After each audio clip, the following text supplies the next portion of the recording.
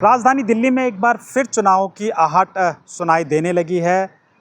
दिल्ली चुनाव आयुक्त ने इसके लिए पूरी तैयारियां कर ली हैं। अभी हाल ही में दिल्ली चुनाव आयुक्त ने सभी पॉलिटिकल पार्टियां, जो दिल्ली की पॉलिटिकल पार्टियां हैं, उनको बुलाया था और उस संबंध में जानकारी साझा की थी। तो किसी भी वक्त दिल्ली में चुनाव का ऐलान हो सकता है और इन चुनाव से राजनीति समीकरण भी बदल सकते हैं।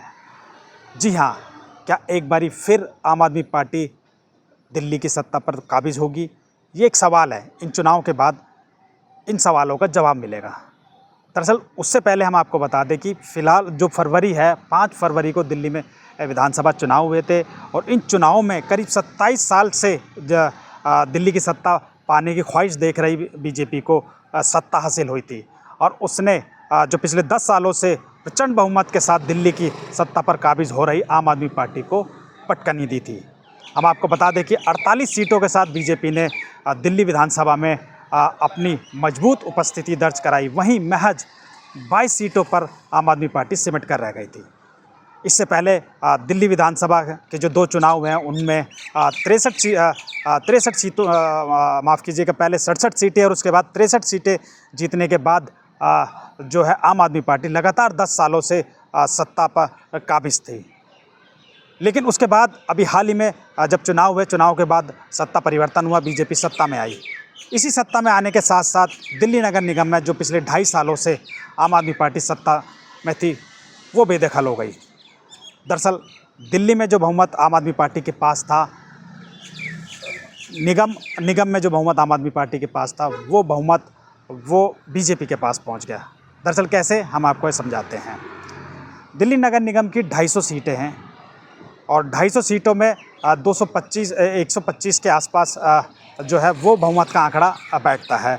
उसमें सांसद और विधायक भी वोट करते हैं, हम उस पर आएंगे। तो दरअसल अभी कुछ समय पहले जो दिल्ली नगर निगम में मेयर और महापौर के लिए जो चुनाव हुए, उन चुनाव से पहले आम आदमी पार्टी ने यह ऐलान किया था कि वो ना तो मेयर पद के लिए और ना ही डिप्टी मेयर पद के लिए अपने प्रत्याशी उतारेंगे।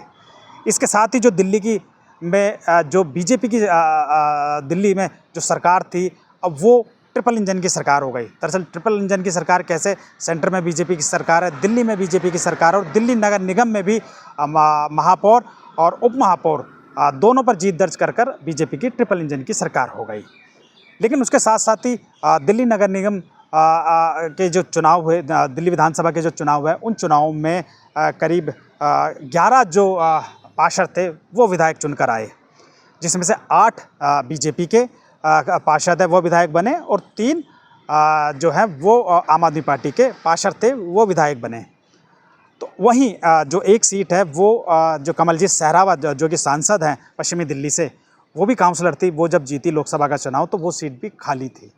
तो कुल मिलाकर 12 सीटें जो दिल्ली नगर निगम की हैं वो खाली हैं। इन 12 सीटों पर ये उपचुनाव होने जा रहा है और ये उपचुनाव दिल्ली की राजनीति में कई तरीके का परिवर्तन ला सकता है।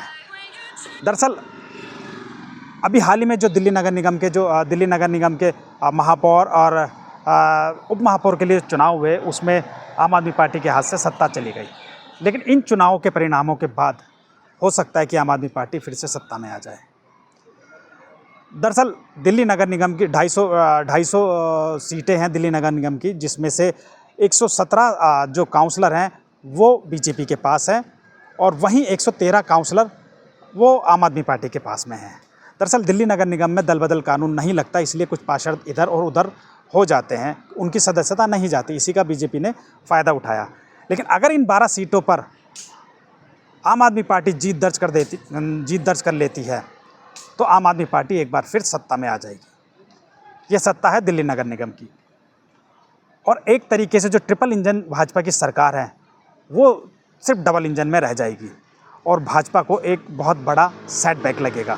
दरअसल सेटबैक हम कह रहे हैं, वो सेटबैक इस तरीके से लगेगा कि अभी फ़िलहाल करीब 2 से ढाई महीने हुए हैं। 2.5 महीने पहले ही दिल्ली में जो है बीजेपी की प्रचंड बहुमत से सरकार बनी और उसके बाद निगम में भी जो है बीजेपी ने अपना मेयर और उप महापौर जिताकर निगम की सत्ता में भी काबिज हो गई। लेकिन अगर इन 12 जो उपचुनाव हो रहे हैं दिल्ली नगर निगम की सीटों पर, अगर इन सभी सीटों पर आम आदमी पार्टी जीत जाती है तो ये दिल्ली सरकार के लिए एक तरीके से बहुत बड़ा सेटबैक होगा। दिल्ली की जनता ने जो बीजेपी को मैंडेट दिया था, उस पर लोग सवाल खड़े करेंगे। दरअसल सवाल इसलिए खड़े होंगे कि 2.5 से 3 महीने में ही जो है वो बीजेपी अगर ये सीटें गंवाती है तो इसे जो है दिल्ली सरकार की कार्यशैली से जोड़कर देखा जाएगा। तो ये बहुत बड़ी बात है। इन सीटों को जीतने के लिए बीजेपी भी जो है वो एड़ी चोटी का जोर लगाने की कोशिश करेगी। वहीं आम आदमी पार्टी भी जो है वो ये बताने की, इन सीटों को जीत कर ये बताने की कोशिश करेगी कि दिल्ली की जनता वो अब दिल्ली सरकार से ऊब गई है, यानी 2 से 2.5 महीने में ही दिल्ली सरकार से ऊब गई है। तो ये जो 12 सीटों के चुनाव परिणाम हैं, ये बहुत कुछ राजनीति में परिवर्तन ला सकते हैं। जो है बीजेपी जो कि इस समय ट्रिपल इंजन की सरकार चला रही है, वो डबल इंजन की सरकार हो जाएगी। वहीं आम आदमी पार्टी जो इस समय जिनके हौसले पस्त लगभग एक तरीके से अगर हम कहें तो क्योंकि बहुत बड़ी हार हुई है, उसके बाद जो आम आदमी पार्टी के जो हौसले हैं वो थोड़े से इससे बढ़ेंगे और उनके कार्यकर्ताओं में जोश आएगा और वो एक बार फिर से दिल्ली की सड़कों पर उतरेंगे। तो ये चुनाव जो 12 सीटों पर दिल्ली नगर निगम के चुनाव होने जा रहे हैं, ये अपने आप में दिल्ली की राजनीति पर बहुत गहरा असर डालेंगे।